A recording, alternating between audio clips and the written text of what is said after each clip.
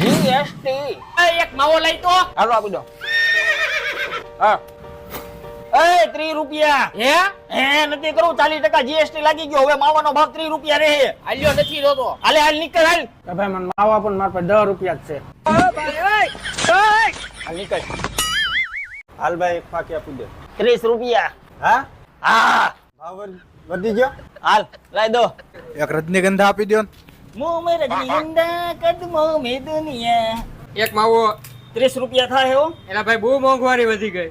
મોંઘવારી નથી વધી ગઈ, તું ગરીબ થાતો જાસ. આ એલા લાય માવો. કા હું થયું? ઓલા પણ તો 35 લેશે. હાલે.